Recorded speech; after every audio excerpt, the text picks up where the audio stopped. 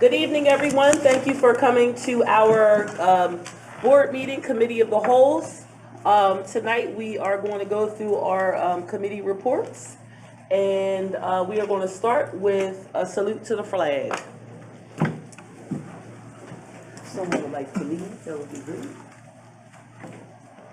I pledge allegiance to the flag of the United States of America and to the republic for which it stands, one nation, under God, indivisible, with liberty and justice for all. Thank you. Roll call, Mr. Cuff. I have roll call taken. Thank you. All right. Now, any special presentations? We have our contractors from Mid-Atlantic Sports Construction. They're going to give a presentation. Mr. Mike Rufo is here today from Mid-Atlantic Sports Construction. He's going to provide us updates regarding the development of Kerr Field today. I'm just going to reiterate, this is the contractor that will be doing our renovation of Kerr Field. And if there's anyone on the line, please listen intently to what he's saying, and we'll ask questions later. Mr. Rufo, you have the floor. Thank you. I have Wayne DeMarco with me as well. So Wayne is on. I see he is on there. And Jeff, I believe you're going to pull up the site plan so we can just walk through what we have there. Jeff, can that be sent to us all also? Yes, ma'am. Mike, is this what you want, or you want the design layout? No, I thought. Well, do you want me to walk through the design quickly before we jump into this, or? Sure. 1 second. Yep. Totally up to you.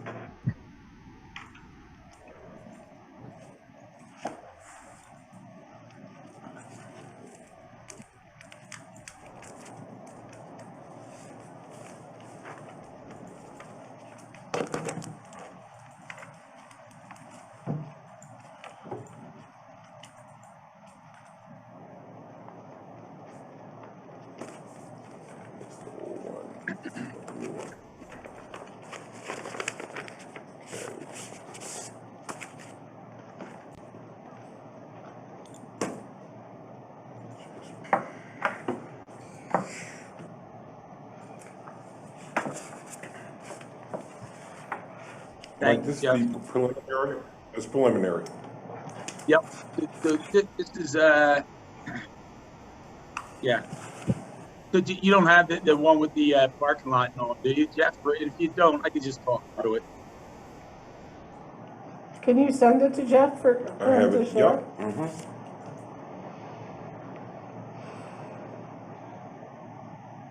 There we go.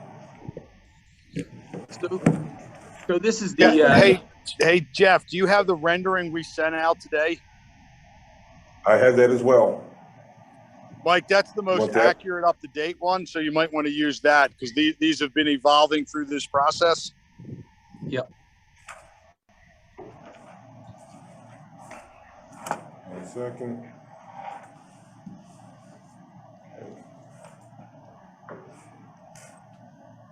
I have a couple. I have to shut the other ones down. 1 second.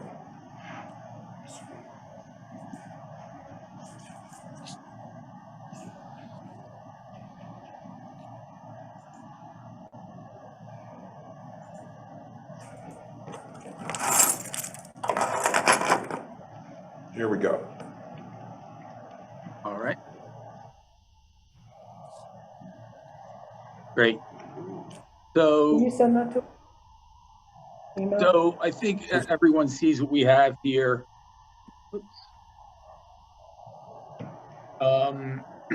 Just to walk through it quickly, Kerr Field. Right now, what we're going to speak about is total renovation of this athletic campus here. It has evolved over the course of the last couple months. When we first were engaged, it was a little different. Parking was much different. Some of the amenities and safety and security items were not included, of which working with Jeff and Dr. Bicos, we developed the program and furthered it a little bit more. So what you have, I'm just going to walk through it really quick from left to right.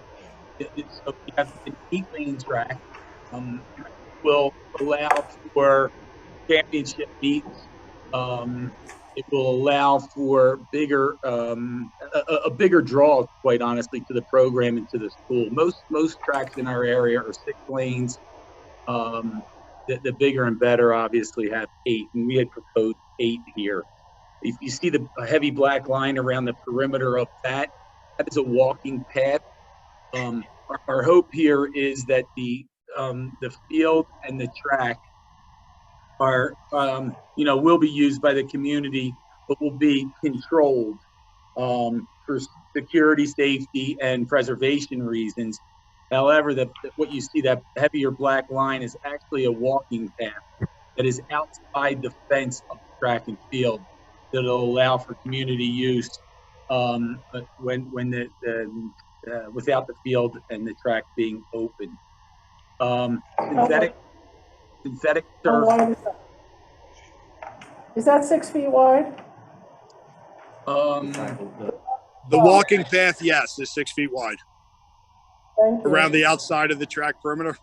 Yes. Yep. So the obviously running track is synthetic turf, synthetic track surface, and we have that in the back of the 2 end zones. You see what we call the D areas. They are the track surface as well. They're set up for high jump, long jump, and Pole vault. pole vault there. So the then inside that, what you see in green is a synthetic turf playing surface. Below that, we have a pad for safety, and so there's different systems. I don't want to get into it too much, but the different systems have different infills. Sand and rubber are your base infill, which this is. We've added a shock pad underneath it, really athlete safety, concussion prevention, really state of the art. Almost everything we're doing right now, we are pushing on the pad hard. It's really, really good. The red line you see kind of up at the top, maybe at 1 o'clock there, is a runway for the javelin. And to the top left corner, you'll see a green box with a kind of dotted triangle off of it. And that is the discus with the shot put just to the right of it. So we have all throwing events covered and all jumping events covered, as well as an 8-lane track. Just below that, you're going to see well, let me just stay on that side of the field. Just to the right of the shot put area, you'll see what looks like a dotted concrete pad. That is proposed visitor bleachers. And what we're thinking, that the school was hoping for 1,500 bleachers. We're thinking that we put 500 of them on that side, and that's the visitors bleachers, and 1,000 across the field as the main bleacher area. And what that'll allow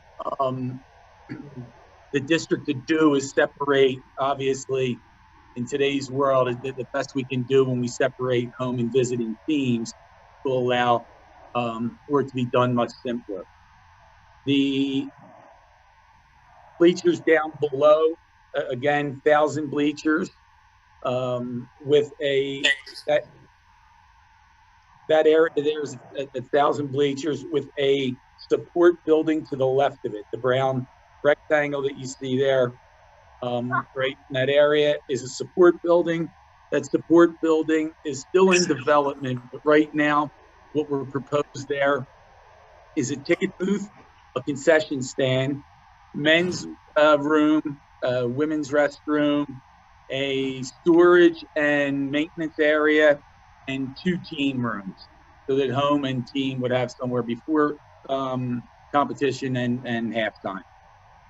And again, that program, the exact location and that program, we're still working through the bugs in that. We want to make sure, number one, we get the layout right. We also want the orientation to be in the best spot it can be for, again, separation. You'll see in a minute We have 2 parking lots that are proposed.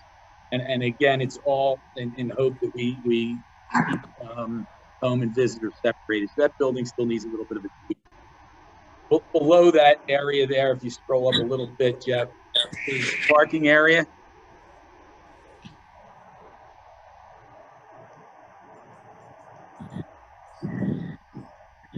So off-road parking, obviously, right now there's a baseball diamond in that area, but we're proposing that this be secure parking. There will be a fence around the perimeter of the whole campus here. And if you notice at the bottom along what is now Bailey Road, we had proposed to reconstruct some of the roadway there as a means of egress out of the parking. So you would enter by the facilities building there or the field building and come around. And the reason that egress is there is really for buses. We'd like to get buses off the street when they drop off the student athletes. And then we need that piece of road in order to make that turn a viable option for the buses. If we don't do that, they're going to have to drop off on the street like they do now. We're hoping to avoid that. Again, 2 parking areas. Off to the right there, you'll see another parking area. And I believe we're calling that the east parking lot. And that again was in hopes of when you put in Curve Field in GPS, it takes you right to that location. So when visitors are coming, it will take them right to that location. Again, separates the parking, anything we can do for safety and security, and it'll help you manage it a little bit better. There is a path that connects the 2 of them. If you see the black line that runs right to left on the screen, right below baseball and softball. That is a path. There is gates at each end of it, but that is a path that will connect everything and will also give handicap accessibility to both the baseball and the softball fields. So the softball field infield is getting regraded and reworked. We're going to build a couple dugouts for that. For the softball field, the baseball field gets relocated slightly. It moves to the east in order to accommodate the track in the field area, and to make that a regulation 400-meter track. So the baseball, again, that diamond in the infield is all brand new backstops fencing, and then dugouts are included there as well. The entire perimeter of the fence, it is proposed that the entire perimeter be secured with new chain link fence, and that in some fashion, we haven't worked these details out yet either, although we did put a placeholder in the budget, but as to the complex via fob, swipe card, or electronic. If if facilities wanted to open this complex from, I'll make it up, from 4 to 6 p.m. for people to go walk or something, they'd be able to do that electronically. From the electronic standpoint, we also put in the budget, again, we didn't work out the bugs, but we have a placeholder in there for surveillance cameras and for a camera on top of the press box that will allow us to live stream the games. And our hope there is with the press box and live streaming the games that it may promote use of the facility by other than student athletes, but other students who might be interested in broadcasting and things like that. Our hope is to put something in place here that would allow them to have success with in their high school years.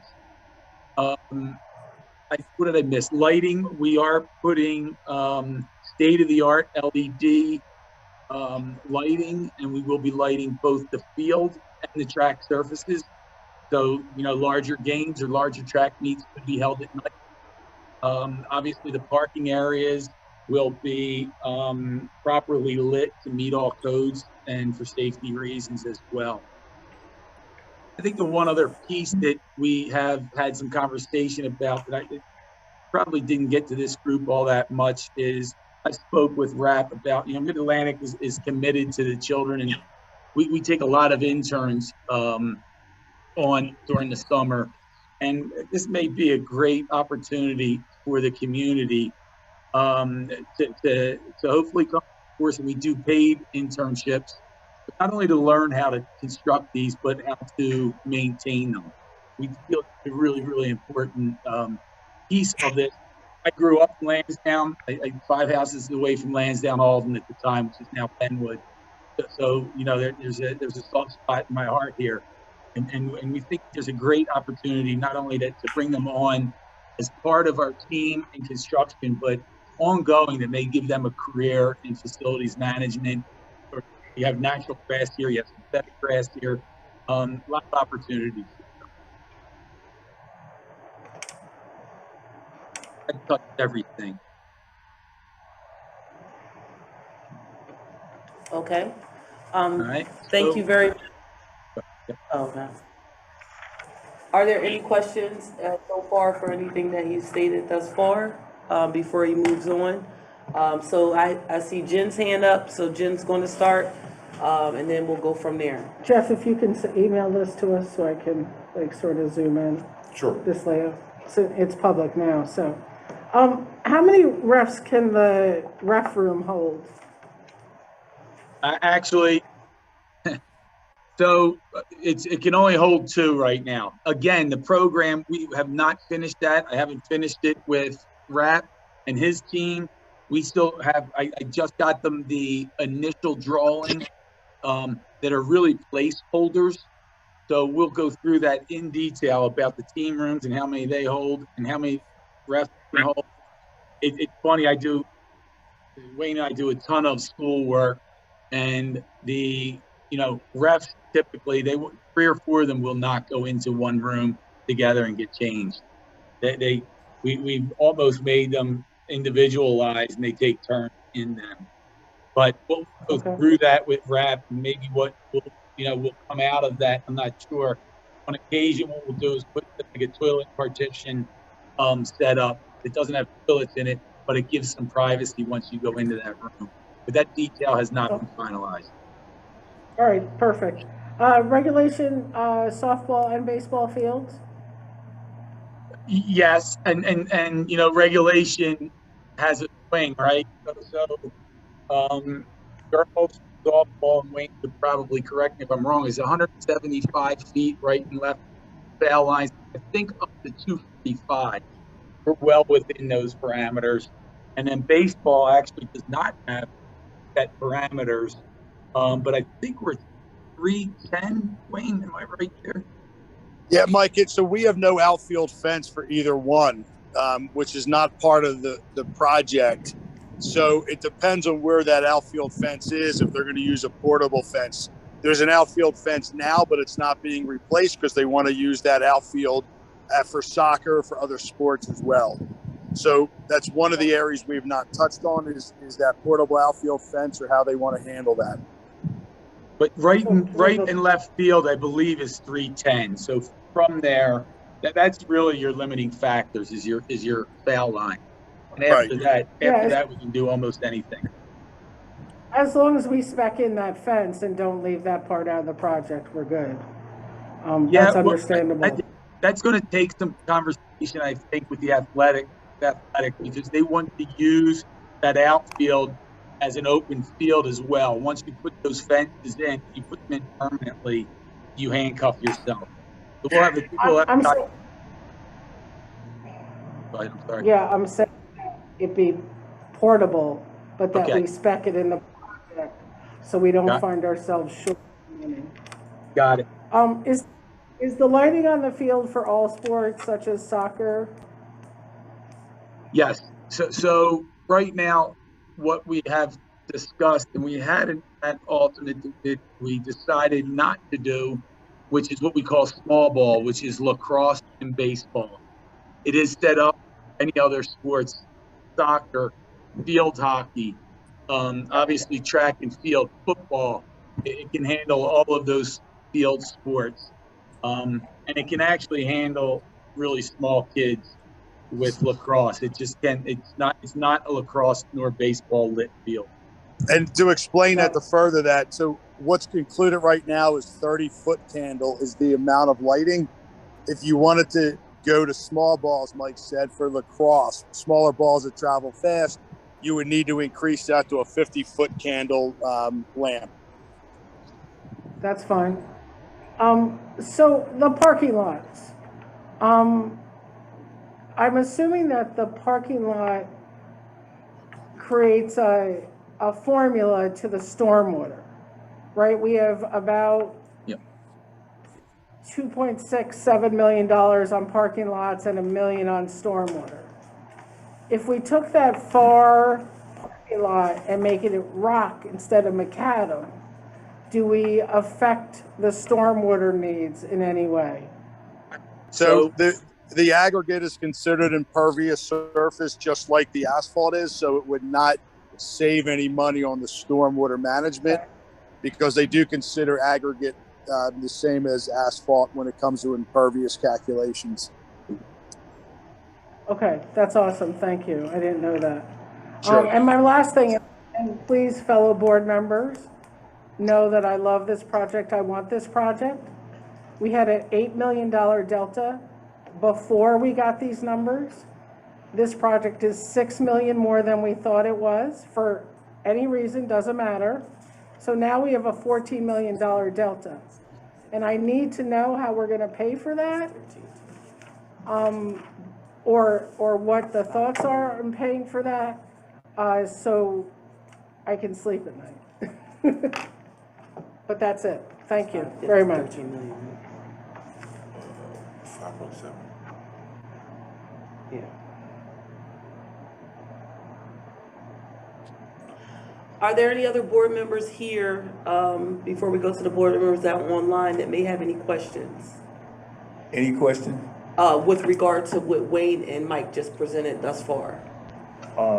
There were a couple questions they didn't present. Okay, well, if you want to speak on it, you can, yes. Okay. You have the floor, Mr. Wright. All right, thank you. I just have maybe a couple questions. One, maybe three. One, what prior work have you had already done on Curve Field? I see there was some ground dug up. That's called an impervious test for the soils. We need to know how the soils infiltrate so we can design the stormwater management.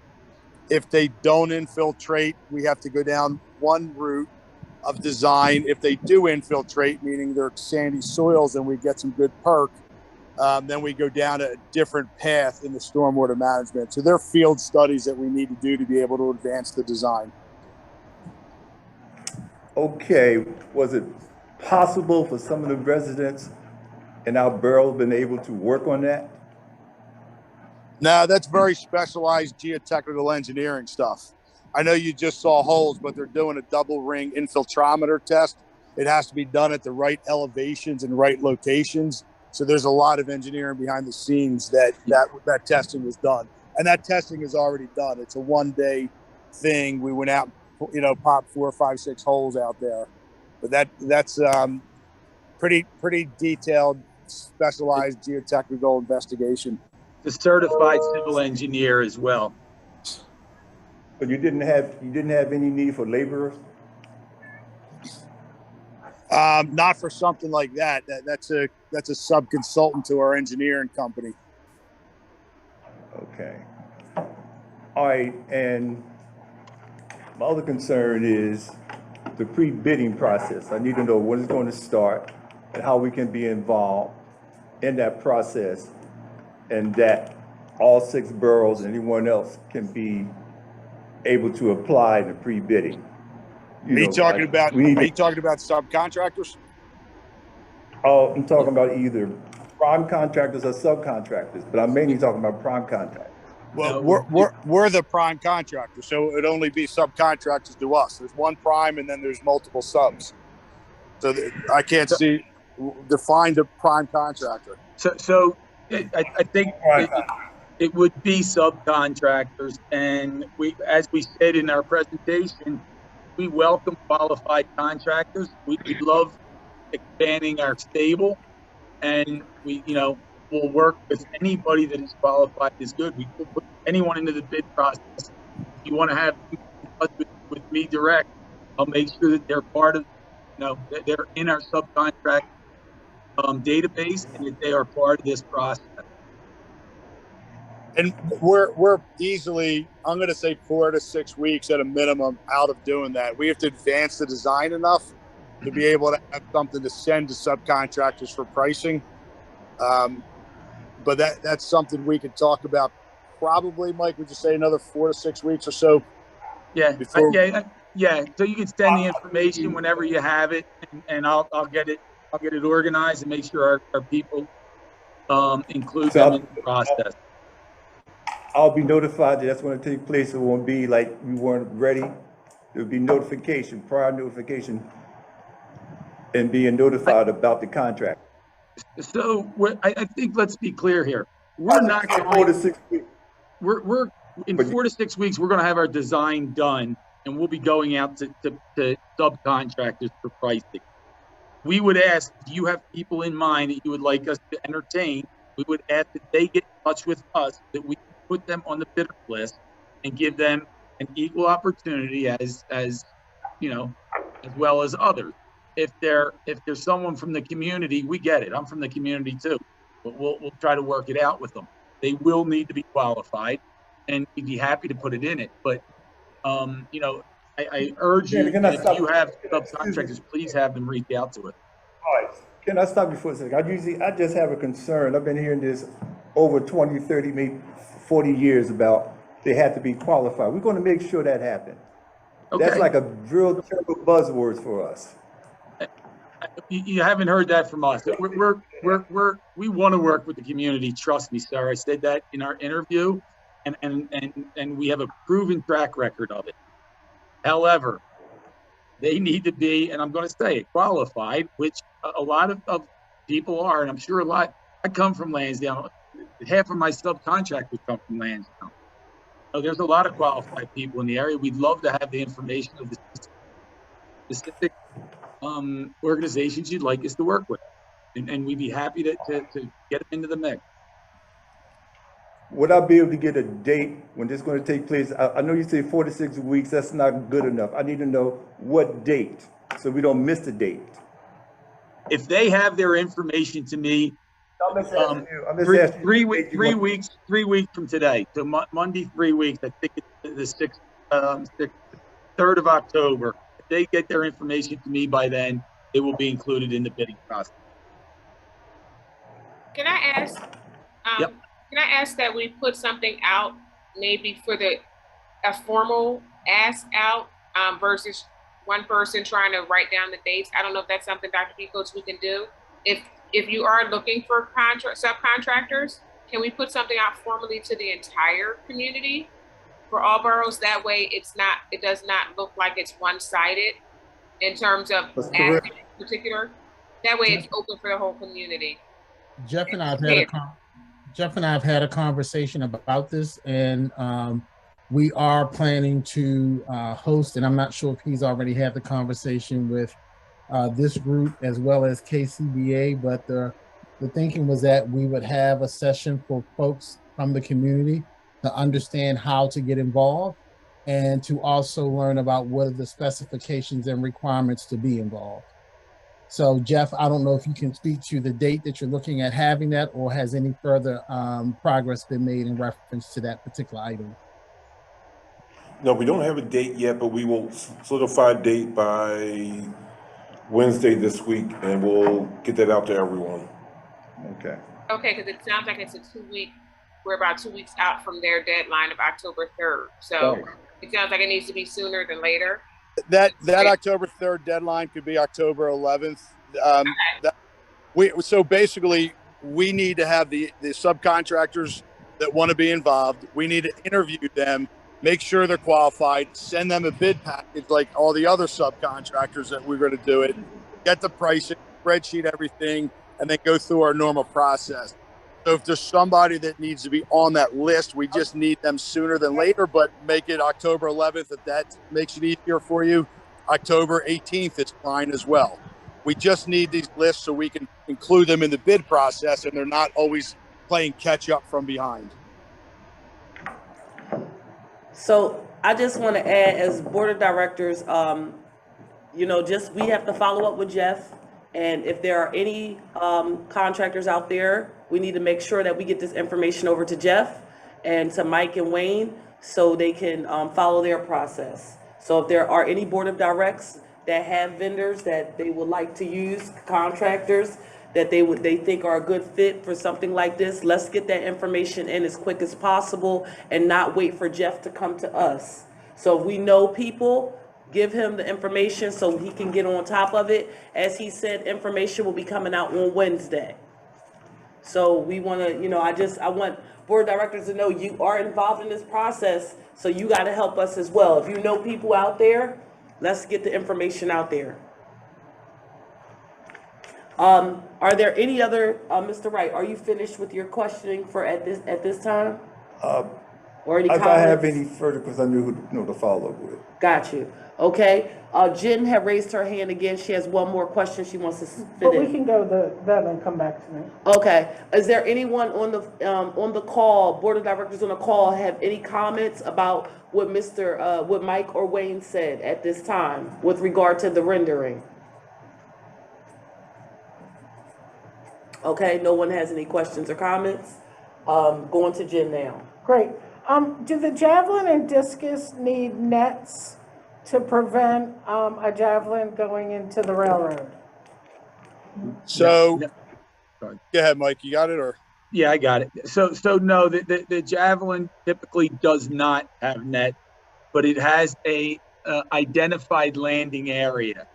So if you see on the print that we kind of dot in a area where the javelin will be thrown.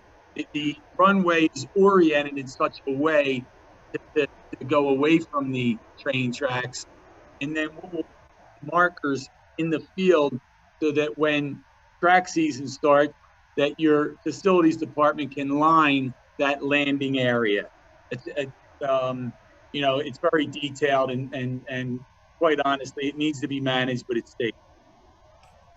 And then the discus pad does have a cage right where they throw the discus, but no netting where the discus lands. It has the same thing. The landing area is the dash line that's shown on the plan. But if someone spinning, throwing a discus loses their orientation and lets it go, as Wayne said, there's a cage around that discus pad so that it can't go out and hurt a spectator or someone standing by. Thank you. Pardon, one second, and I'm gonna change that date from Wednesday to the end of the week, because I'm not sure when Mike and Wayne are back in town. So I want to be realistic. I don't want to put an unrealistic expectation out there. Okay. So I'm shooting for the end of the week. Okay, so Friday, Jeff will get back to us, but in the meantime, board of directors, once again, if you have any information of any contractors, please get that to Jeff as soon as you can. Do not wait till Friday, please. I don't want anybody to be, you know, feel as though that their contractors weren't heard or they couldn't submit them. Please send that information to Jeff. He will be following up with us with the community date on Friday.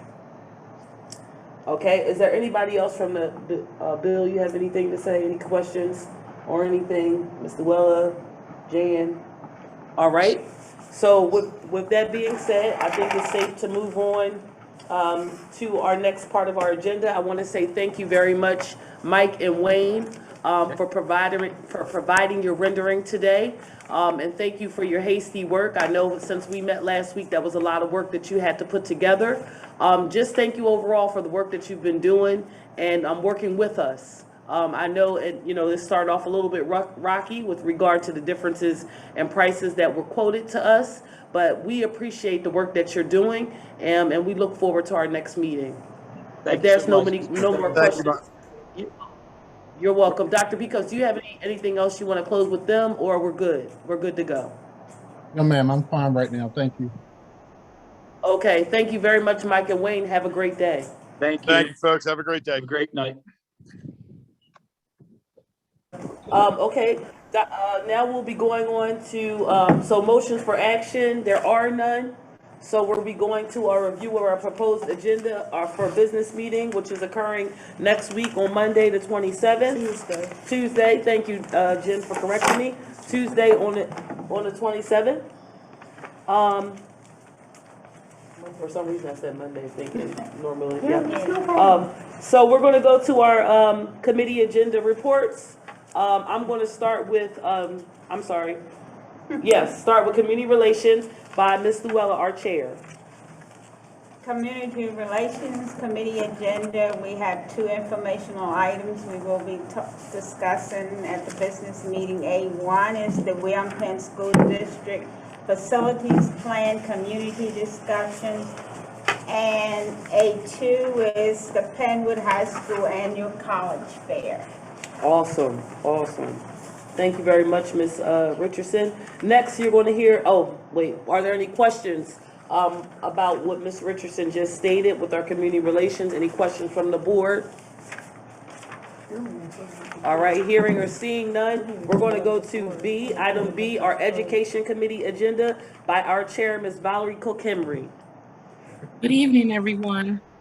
The first, which is B1, release and settlement agreement.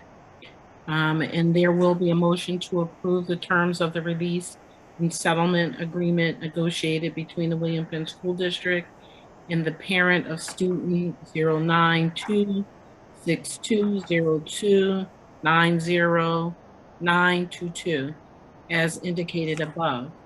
And B2 is one that I will read out if we can. It is the Future Ready Comprehensive Plan, and it is for information purposes. And all Title I schools are required by the Pennsylvania Department of Education to complete a Future Ready Comprehensive School Plan to qualify for receiving Title I funds.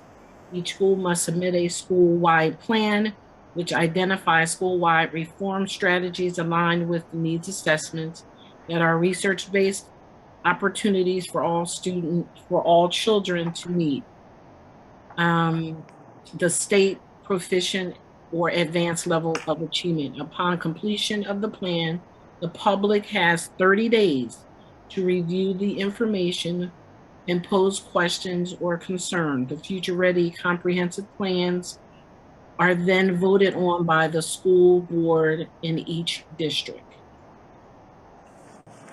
That concludes my report. Thank you very much, Ms. Valerie Cook-Henry. Next, we'll be going to our Personnel Committee agenda by our chair, Ms. Wadia Ivory. Good evening, everyone. The superintendent recommends the following personnel actions. C1, retirement. A, administrative staff. Ms. Pamela Goldman, Community Relations Coordinator. Effective date 3/3/2023. Ms. Goldman has been employed with the district since June 27th, 1994. And of course, we have to say thank you so much, Ms. Goldman, for your many years of service. You are truly appreciated. We are surely going to miss you, but we do wish you well with your new endeavor of retirement in your next phase. And again, just thank you for your many years of service and just being yourself. Thank you. All right. Motion is to approve the retirement as indicated above. C2, resignations.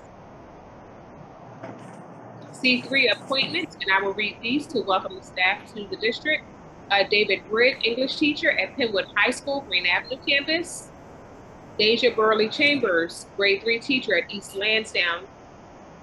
Joseph Cuff Wright, school social worker, district-wide.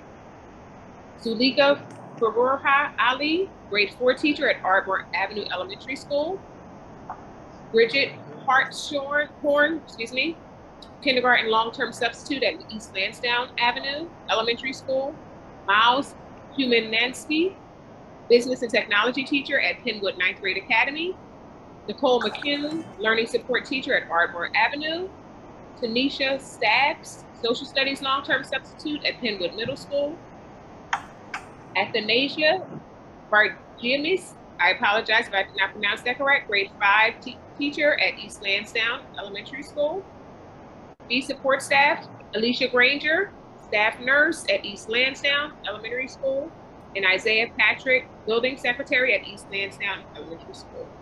And the motions to approve the appointments as indicated above with salaries prorated by start date contingent on receipt of appropriate clearances and physicals as required by law. And we would just like to welcome you all to the William Penn School District. C4, changes in assignment. C5, leaves of absence. C6, miscellaneous appointments. C7, modifications to previously approved item. And that concludes my report. Thank you. Thank you very much, Ms. Ivory. Questions from the board? Yes, thank you very much. Are there any questions with regard to our personnel agenda items? Jen, go ahead. All right, first of all, congratulations, Ms. Katie, on getting us so full for the start of school. I'm just curious as to C2, A, and B, why they were resigned so long ago and we're just being notified of it now. Then I'm pulling up my agenda. C2. Oh, the reason, are there any specific, you're saying for folks who are 614? Yeah, 614. Yeah, that means they resigned over the summer, and so we backdated their resignation to their last day worked, which was 6/14. Got it, thank you. Sure thing. Also, just want to say, Dr. Zulika, she's one of ours, guys. She, her family, born and raised, in Yaden, right across from the Nile Swim Club. Very familiar to the community, especially with the Lansdowne community. Her parents did a lot of work with the Lansdowne community. Just a great resource of people to have. Yeah. So I'm just really happy they did a lot of music programs, African music programs for our school when we were younger. Her dad plays the drums. Very in touch with the African culture, but just great people. So it's good to have her. They did a great intro of her at Ardmore Avenue back to school night. Yes, with her 4th grade team. Yeah. It's really cool. Awesome. All right. Are there any other questions with regard to the personnel agenda from anybody on the online? Hearing none, seeing none. Okay, we're going to go to D, which is our property committee agenda by our chair, Mr. Jan Tong. Thank you. We have D1, development of Kurt Field from Mid-Atlantic Sports Construction. We have A, base contracts, total of $8,244,023. We have additional alternates for B, totaling $5,716,787. And we have a contingency fund, C, of $698,000 and $698,050. The motion is to approve Mid-Atlantic Sports Construction's developmental expenses as indicated above. That concludes my report, Madam President. Thank you very much, Mr. Tong. Any board of directors have any comments or questions at this time? Jen, yes? I just want to reiterate, I would like to know how we're paying for it. Awesome. I'm 100% for it. I just want to know how we're paying for it. If anybody heard Jen says she's 100% for it, she just wants to know how we're paying for it. Are there any questions or comments from anybody on the online at this time? I just had a question, President Boykins. I see someone's logged in as your name on the Zoom call, and I know that is not you. So if someone could attend to that. Yeah, I don't know how. Who is that? It's someone else logged in under Ms. Boykins' name. It's a gentleman, but it's not obviously Ms. Boykins. You know what? It might be Mr. Dotson. And maybe Mr. But no, that wouldn't be. They shouldn't be under my name though. I did share the link with him, so you could join from Yaden. But Okay. For our, That might be there. That might be what it is. Thank you. okay. Mary, if you can move me to, oh yeah, it's Mr. Dotson. Hey, Mr. Dotson. Thanks for getting on. Yeah, I shared the link with him, so from Yaden. Thank you, Miss Ivory, for seeing that. So just to speak briefly on D, I just want to let everyone know for our, with regard to this, we know there is a difference in prices. We went to our communities, and we told our communities that this was going to cost $8 million. We took a loan out for 10 million. We gave ourselves a bumper of 2 million in case something occurred. We as a board did actually what we were supposed to do to figure out how we were going to move forward to resolve Kerr Field. We knew that Kerr Field needed to be done. So what we did was we hired a project manager, KBCA, to be able to handle this project for us and find the most appropriate vendors for us. What happened was KBCA went with a vendor, and I don't need to disclose that vendor's name, but they went with a vendor to get the numbers for how much everything was going to cost. And the reason why I'm being transparent about this, I want everybody to understand the process and what happened. So they used a vendor to get the numbers to meet, what our budget was. The vendor came back with the $8 million budget, basically saying everything would be in the cost of $8 million. This vendor is known in the area, and they have done previous work to what we're looking for. So then KBCA went out and they put the numbers out there to the vendor that we chose. We had 3 vendors to pick from. We went to the vendor that we chose, and this vendor has, I would say, way more experience with dealing with the projects that we're asking for, and the numbers were posed to that vendor, and that vendor came back with a 12% hike of numbers, which brought us to, at one moment, we were at almost 16 million. The property meeting and the property committee and the sub-property committee, we went and we had several meetings with the vendors to try to rectify this issue. What we found was that the first numbering, the first information that we were provided, the numbers of the 8 million that we went out and talked to our communities about, those numbers were not accurate. When we came back, the Mid-Atlantic explained to us step by step why these numbers weren't accurate. Also, there were some things that were missing in the first, I would say the first write-up of numbers with regard to the 8 million. There were things such as sodding and irrigation for our baseball fields that was not included, and also with regard to our parking lots. And the reason why I want to go through this and just tell you, because I know that on Tuesday, we're going to have to say this again to the public. So I just want everybody here to understand why there is a difference in number. The vendor that we decided to go with is Mid-Atlantic. They've worked with us on numbers. They've also gave us some discounts on a few things, even thinking about donating the scoreboard to us. So we tried our best to get this number down as much as possible. So now that's why we're at the 5.7 million over. So I just wanted to explain to everyone, if you ever have any more questions about the numbers, we are more than happy to talk about them. But I want to explain to you that we want to be very transparent in saying we were provided the incorrect numbers at first. The project manager did not follow up appropriately on those numbers. And what I mean by that, Mid-Atlantic came to us and said, well, we didn't know what they were giving us step by step on how they got to the 8 million. We want to see how they got to the 8 million. Once Mid-Atlantic seen how they got to the 8 million, they seen that some things were being left out.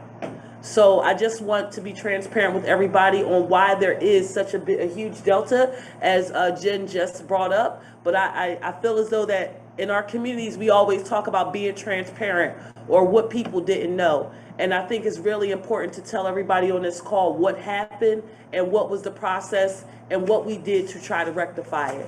We are now at the point where we have to figure out what type of fundraising that we can do, what type of sponsorship that we are willing to do. Dr. B. Coates, I just want to say, is drawing up a letter to help us give out to donors and sponsors and things of that nature. There will be further conversation on fundraising and everything. And I just want to also give kudos to Mr. Mr. Tong and his team, the property committee, because it was a lot of time spent on this, a lot of conversations, a lot of calling back and forth, and he tried his best to make sure that the board was informed and also the community members as well. So I just wanted to state that about his agenda, if you didn't mind. Thank you. I have one question. Yes, Mr. Collins. So Bill. is there going to be a D2 concerning the superintendent's recommendations concerning increasing class signs at East Lansdowne, Bell, and Darby based on the summer report concerning population and class size as present? I've asked Dr. Because for a response. We are still waiting. But we can still add it to the agenda next week. Sooner the better is what the plan is, but I don't. We have to see if we can get. I guess it's a procedural question. Yeah. D2 can still be added. Okay. You can add an agenda item up until 24 hours before the meeting. Yeah. That's why I just want to make sure the procedural items are square. Thank you. But we might not know those numbers of that additional work, right? You won't know the numbers themselves, but you'll know the scope of the work going forward. Got it. Yeah, and it's going to be important. I think that whatever numbers that KBCA gives us, we should go back and make sure that we have the correct numbers. And the reason why I say that is they've already given us incorrect numbers prior. So I would like those, Dr. Becotes and Jeff, I would like to ensure that their numbers are checked. Information provided to us for the East Lansdowne work, I want it checked to ensure that that is the cost. We don't have time for them to go up on us or go down. We want the exact number of the cost. And because they've already provided us the incorrect cost one time, I want to ensure that we're correct. If we do add a D2 and we're adding values on it, I want to make sure that those values are correct. I don't want to say they're apples and oranges, but in terms of the overall building construction costs, those are more of a fixed item thing than adding security and safety and the things that would occur that might have been missed, where adding a classroom sign is windows and HVAC and things is more of a fixed cost than the incidentals of curb field. And Mr. Collian, I believe you, but I want it in writing. Oh, I want them to, he's already, those numbers that they first provided us were incorrect. And actually, Jen was actually the one that called this out and said, hey, are all of our numbers accurate? So I just want to make sure that we're doing ourselves due justice and not have to go back into our communities and say again, okay, this is a change of cost. That's all I'm saying. I just think I want to be clear on what is expected of the administration. So is the board telling us to put D2 on next week's agenda? And I guess I'm trying to be clear on what is the motion. Are you saying take the recommendation that the administration provided on August the 5th in the weekly update and make that the motion? That's what I just want to be clear on, so that there's not confusion when we get to next week. That would be my recommendation. Same here. I think we would have to have an additional session before that could be added to the agenda, correct? We had that conversation last week. Well, Jeff just said 24 hours, right?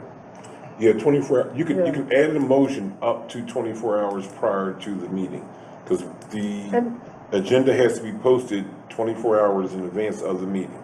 So if you're going to add to the agenda, you need that 24-hour gap to add that motion, if that's what the direction is. But the motion is only to acknowledge Dr. B. Coates' recommendation that he made last week at the property meeting. Yeah. It is not to put dollars to it. Okay. It is to acknowledge his recommendation. Gotcha. So Dr. Becotes, are you clear on that? Callahan? Yeah, you're right. Dr. Becotes, are you clear on that? Right, but when you say, I just want to make sure I'm clear. When you say acknowledge the recommendation, is that saying that we should move forward with the recommendation, or is it because to acknowledge? I just want to make sure we are all on the same page. My opinion would be to move forward, but the only costs that are currently fixed in terms of preliminary numbers are the addition to East Lansdowne.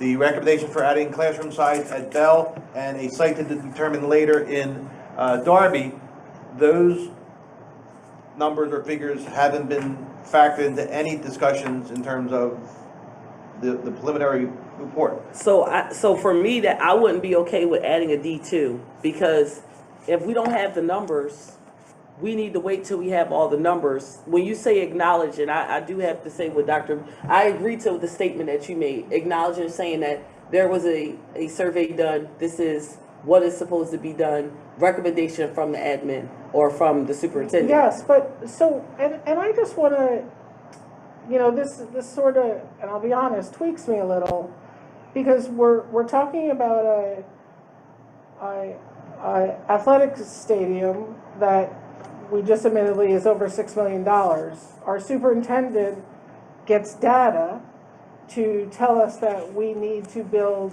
classrooms in certain places specifically, and we're worried about the cost, right? Like, no, that's not what I stated. Nobody said they were worried about the cost. What I'm saying is, I want to make sure that the numbers that KBCA has provided to us, oh yeah, just like topic. you and I, that's all I'm saying. I'm not worried about the cost. I know it's going to cost. But you and I had a discussion about making sure that numbers were correct, because, and also Mr. Callahan, you spoke on it. You said, are these the numbers? I don't want to be surprised later on.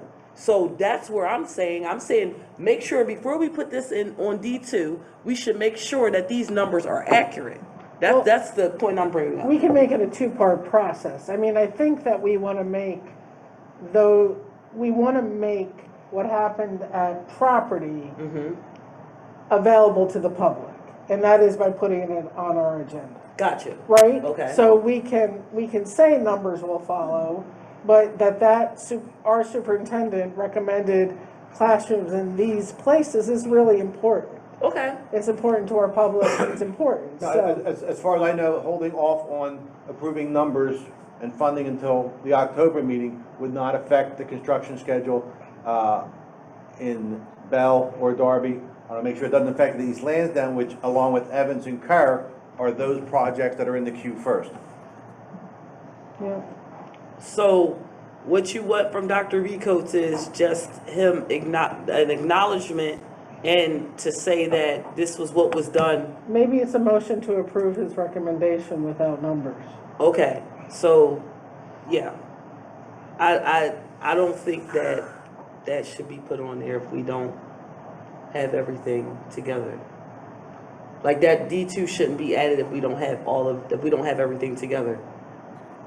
Can I ask, can I ask or make a suggestion? I know Jennifer said you want to make it public, the property committee meeting public to the community. Yep. Shouldn't it already be posted so everyone can see what was provided via the recording? Or is that something? Yeah, but I mean, unfortunately, our subcommittee meetings don't get the visibility of our committee meetings. I think the motion on next week's agenda would solidify the expansion to East Lansdowne, Bell, and the school to be named. We don't have to put numbers to it, but that is where the recommendation is being made to expand those facilities because of the current trends that were proposed and shared by the study performed. So basically what you want is, you want us to say that this is our next project. That's basically what you're saying. Well, East Lansdowne, Bell, East Lansdowne, Evan, and Kerr are the next projects. The numbers for East Lansdowne in terms of adding those classrooms, which have been in the recommendation, those numbers are already fixed in the original recommendations. Yeah. So you do have original fixed numbers. Now, I know you want to go back and make sure the numbers are correct, but you also don't make sure that the numbers for Evans are correct. Yeah, okay? I agree. And that the numbers for Kerr are super correct. Well, we already have the numbers for Kerr. We know, Kerr is taken care of, that's solidified. We didn't go back to those numbers for Evans. I want to make sure that delaying it does not make those classroom changes increasing at East Lansdowne unattainable now because of a delay in the construction schedules. Right, so the plans may need to be changed. How much of a delay is that going to take? And what costs will that incur? So the sooner we can tell the architects that this is the projection we're going, the sooner we can get those renders, those costs. I mean, if you tell Katie to go over the numbers again and report those by next week, okay, then. I understand what you're saying, but I'm trying to go to where we said, I guess what with the adding, it was a recommendation that we add the classrooms. But what I'm saying is, was that something that we said was we're going to do right then in this moment? That's why we commissioned the report, because you can't add the classrooms and change the elevator shafts and things like that in these Lansdowne once construction begins. Okay. We don't want that because then costs go up. Yeah. So if we can do it while they're still developing, like now, the costs, of course, they're gonna go up because we're adding more things, but it's not going to go up as high because now we have to rearrange things. And you already had the preliminary costs in the first go-round. Yeah. And the East elevator Lansdowne shaft, without the classrooms, East Lansdowne with just the HVAC and the public safety issues. So there's both those sets of numbers yeah, are they're there. both. Yeah, but that's where I'm trying to get to. We had talked about the ADA being ADA compliant, and we talked about the HVAC. Then we said we knew that was going to be done. And I backed off putting the classrooms forward Because we you wanted commissioned the data. study and we would go with the superintendent's recommendations. Gotcha. Now those recommendations are in, those recommendations say add the classrooms. Got Let's you. move forward. So got you. Okay. Right, and that elevator, and why this is all so important is because when we just said ADA no classrooms, that elevator moved to, and I believe we were on It's the different tour. than where it would be if you were adding classroom size. Correct. shaft. The elevator moved to near the gym in that hallway. Remember, we were standing in that hallway. Versus if you had the classrooms in the earlier set of drawings, December, whenever, the elevator was in between the classrooms, more on the outside. Okay. We're in the stairwell. Yeah. Miss Luella has something. I'm sorry. Miss Luella. I'm just saying that when you look at it, the recommendation is okay. But is there a time factor where we must get it on this D2 on the next meeting? Because, I mean, we're just throwing out that we're $6 million, difference in what we had anticipated with Kerr Field. So do we really want to throw that out there right now at this particular time? Well, first of all, I think that Bill's right. East Lansdowne, Evans, and Kerr are the first three projects. I understand So that, if we're gonna, I don't know, do you want to know how much it is in total? Do we want to look at this from a very holistic perspective and say, the data came back, our superintendent recommends this, and this is where we are with the field? I think that while we're in the mode of transparency, we just stay there. I understand I believe the that. preliminary costs to add the classrooms were $3.5 million. But yes, but see, that's the thing. Like my thing is, why can't we handle Kerr first and then move on to next? Because we already know that we're in negative right now with the whole Kerr, so we're going to have to find money, even for the East Lansdowne project. I'm not saying it's not a ghost. Clearly, we have the recommendations, but we know we need the money. We need more money. So we're going to have to come to the community and say, okay, well, we're already negative 5.7 for Kerr. Now we're going to add the classrooms and everything for East Lansdowne. We'll have to come up with a couple extra more million. We're going to need money. East Lansdowne now. In 2 years in phase 2 of the project, it'll be 6 classrooms for Bell, and it'll be, I think, an additional 4 for one of the 2 schools in Darby. So it's not just East Lansdowne, but Well, I'm it's only just- East Lansdowne okay. because, again, with I'm Kerr sorry. and Evans, they're first in the queue. And if you come back 2 months from now and say, oh, we're going to go forward it, and the engineering's already completed and they're getting ready to start construction, they're going to say, oh, well, you know what? Now it's not another 3, it's another 4 because now we got to change everything around again. Can I I'm ask a question? Can I ask a question? Yep. Can we see the motion or the recommendation that was at the property? From August 5th? It was in the board update on August 5th. Oh, yeah, it was in the board update on August 5th. I just want to, I'm having technical, I can't pull it up. But can we Okay. see what we're asking based on the recommendations? Actually, what I'm asking is, what are we asking Dr. B. Coates to place as D2? And I thought that was from the property meeting most recently. It was. It was Okay. reiterating of Okay, the so recommendation. if we're talking, so are we talking about the August 5th, or are we talking about what was proposed at, or the update we received during In a, the property meeting? It is the same recommendation. right. Pardon We me? just made it, It was the same recommendation. August 5th Okay. recommendation, the same, was also reiterated on the property meeting of last week. Is it possible to see it, read it? Sure. Jeff, if you would give me, or whoever's controlling, if you would give me permission to share my screen, I was able to bring up the weekly update, and I will try to make that a little bit larger. Just bear with me for 1 second, please. Can everyone see this? Yes. Yes. Yes. Okay. So there were questions in reference to the long-range school facilities master plan. In my update on August the 5th, I indicated that we have received information on the demographic update as well as live births. That information was discussed at last week's property committee meeting.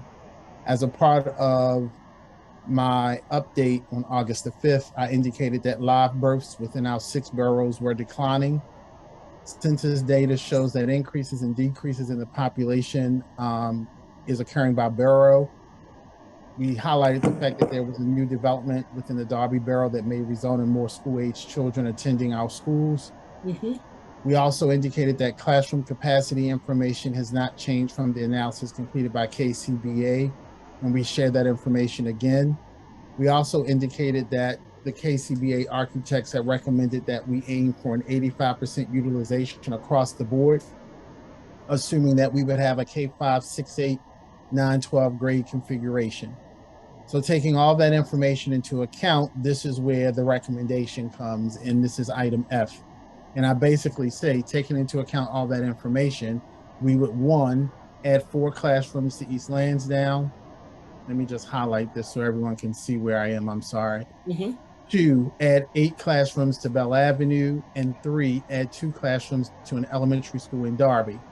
We would also make district-wide programmatic adjustments to assist with capacity utilization at 85%, and we may need to modify existing boundary lines to accommodate changes in enrollment and capacity utilization. So that was the recommendation. The other thing I also noted in this is that this is a process. So in G, I indicated that we would have to continuously monitor our seating needs for these items in order for us to make the best determination on where the additional seats should be located.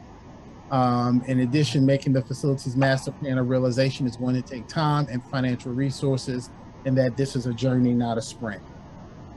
So that was what was provided, and the question was asked last week at the property committee meeting, did the recommendation still stand? And I stated that it did. Okay. Did that answer your question, Mrs. Henry? It does. And so Okay. There's been a lot of exchange, and I'm just trying to bring it to some consensus. What out of that are we asking Dr. B. Coates to put into D for this meeting? In my opinion, I would say that we would start with the East Lansdowne component, because that's what is currently in the works to be completed. But I'm open to. I agree with that. If the 6 additional classrooms for Bell were first in the queue with Evans and Kerr, then it would be Bell. If it was the additional classrooms in Darby, then it would be Darby, Evans, and Kerr. But in terms of the construction schedule, East Lansdowne is first in the queue with Evans. And the only thing, and I don't know how that will play out, and maybe we need to follow up. I just would hate for us to continue to round robin on this, is to provide some context to how we arrived at that recommendation. That's it. There was data supplied to us. I got it. I'm just talking about when you put it, whatever you're going to put in for D. See, I look at, so based off of the recommendation and based off the information that Dr. Biko's provided, I just feel like, why are we rushing to put this in our agenda? That's how I feel. Like, I'm sitting here and I'm like, you guys know we're already negative in a hole 5.7 right now. I do understand construction needs to be done at East Lansdowne, Evans and Bell. I understand that. I understand what our steps were as well. But I feel like, can we handle Kerr? Can we handle what's in front of us right now first and then move on to the next? I just feel like there's no rush to put D2 in right now. That's just my opinion. And I feel the same way because, I mean, it's no rush to do this. We sold to the public that we were gonna build Kerr Field for $8 million. Now we're what, 14 million. So, I mean, are we gonna, not to be not transparent, but are we gonna throw that out there at them? You know, we are in a deficit now. Oh, and okay, we're gonna do East Lansdowne. We know we can add them later, but at this point, I don't think we should be, D2 should be on the next. I mean, we could talk about it. We could show the public the record. Yeah. But it sounds like, right? Those three projects were presented together to be done. And it sounds like we're putting athletics before academics. No, it doesn't. And I'll tell you why it doesn't sound like. First and foremost, we've done a lot of changes in our academics with regard to our curriculum and everything within the last year. With that being said, since 1983, we have been running, with regard to our athletics, we have been running on the second floor of our building where it's very unsafe. All athletics have been practicing, especially our spring athletics, have been practicing improperly. We as a district have not provided adequate anything for our athletics with regard to spring sports. So I hear what you're saying, but this does not show that we're just paying attention to athletics. This is something that has been needed to be done. With regard to an upgrade to our academics, we can do a list of things that we've just improved with our academics and also with our special education, and we're on the rise to it. No one's trying to put this project on the back burner. What we're trying to say is, hey, we just found out that our project manager gave us some incorrect numbers. Now we have to find out how we're going to get 5.7 million, which, Jen, you keep bringing up. How are we going to get the money? How are we going to get the money? Now, on top of this, we're now saying, yes, we do have a project that we know has to be done to make sure that we have the most appropriate classrooms for each school. We need to be ADA compliant, which we know that the ADA and the HVAC is covered under our ESSER funds. So we have that covered. But with regard to the addition of the classrooms, we really don't have that covered yet either. So we need to find out how much more money we need to get to be able to come to the public correctly in this situation. So that's why I'm saying, why won't we focus on, this is not showing that we're just focused on athletics. We've been trying to improve our academics for years, and we can show that. So if you can show me a list of what we improved in our athletics, I'll take a seat. So you're comparing apples to oranges, Jen.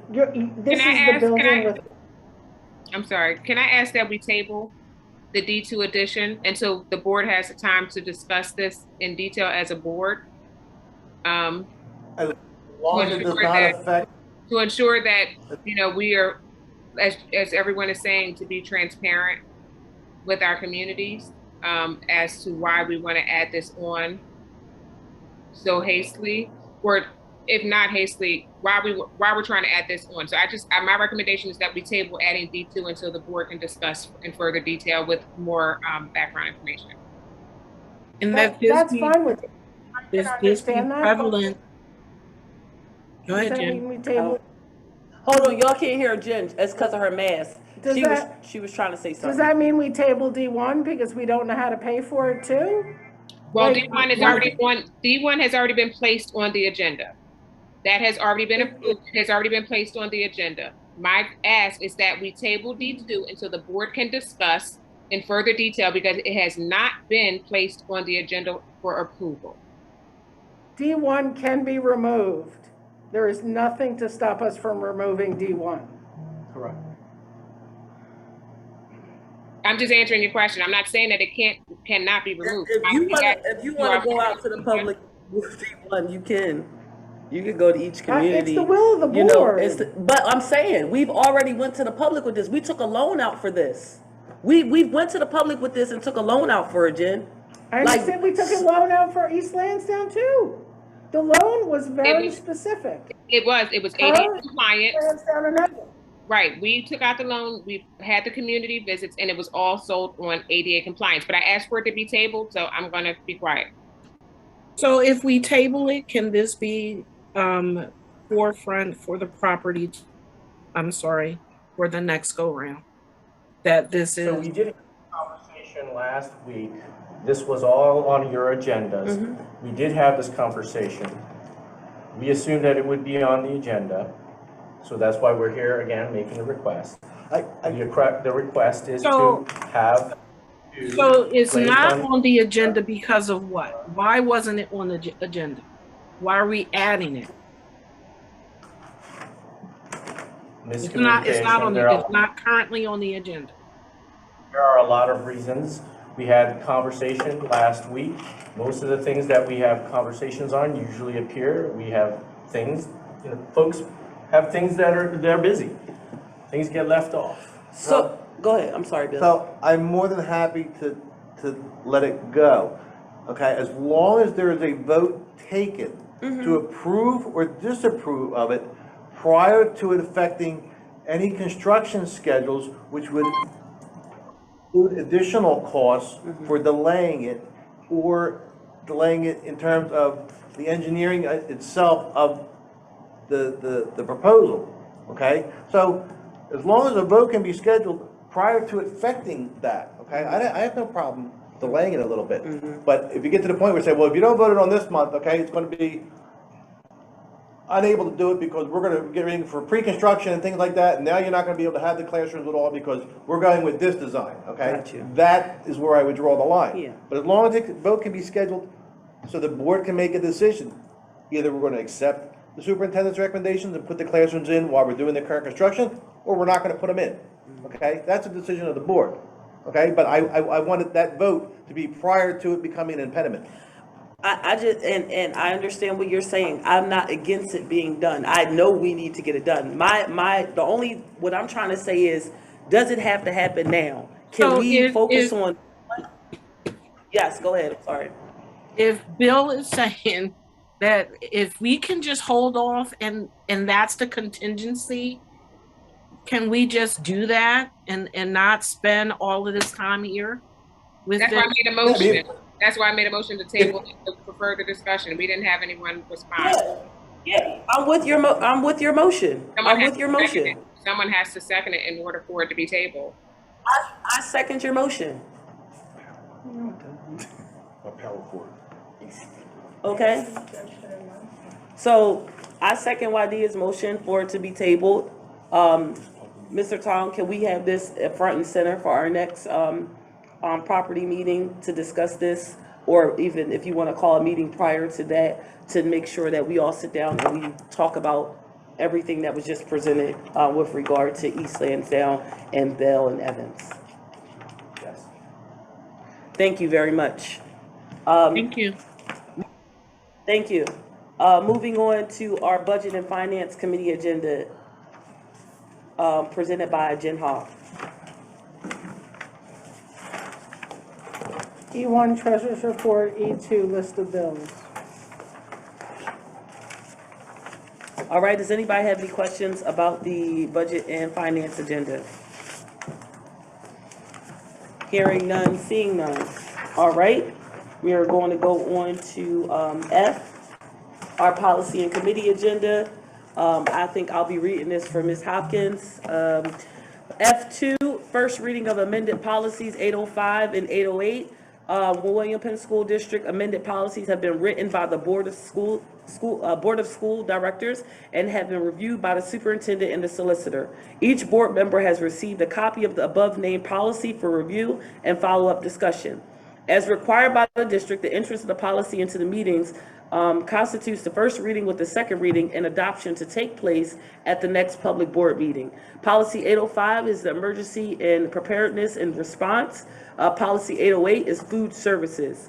The motion is to approve the first reading of the William Penn School District amended policies 805 and 808 to enter in such reading into the minutes. At this time, is there any questions about policy 808 or 805 at this time? All right, hearing or seeing none. New business, Mr. Cuff? There's no, yeah, I'm sorry, there is a PSBA officer election. Yes, so it's that time again, guys. We're going to be voting on, I'll ask you if you could take time out. Say again, Mr. Okay, you're fine. Okay. The Psba officers election, I know this comes up all the time, and people sometimes say, well, who are these people? So here, the election of Psba officers requires that each member, entity / school district cast votes for each office. As Board Direct Secretary, Jeff Cuff is a designated authorized voter for the William Penn School District. As such, he will electronically submit to Psba the majority vote for each of the following candidates. A, the president-elect is one term. His name is Michael Gossard Cumberland from Michael Gossard from Cumberland Valley School District. He is going to be elected as president. Jen, do you have any information, due to the fact that you're one of our representatives from Psba, do you have any information on him? I do not. These are all people running unopposed, unfortunately. Okay. So there's no big, great choices to be made. Okay. I can tell you, Amy Goldman of Radnor is outstanding. I think you and Ms. Hopkins and I know her well. Yes. And in D, Roberta M. Marcus is spectacular. Okay. And a past president of PSBA. Okay. Having said that, we do need people from our section, which is Section 8, which is Delaware, Montgomery, Chester, Bucks, Lehigh counties getting more engaged in PSBA. Okay. So we have, thank you very much for Jen, feedback from Jen. We have Michael Gossard for president, Allison Mathis. She's from North Hill School District. She's for the vice president. And once again, Jen said these people are running unopposed.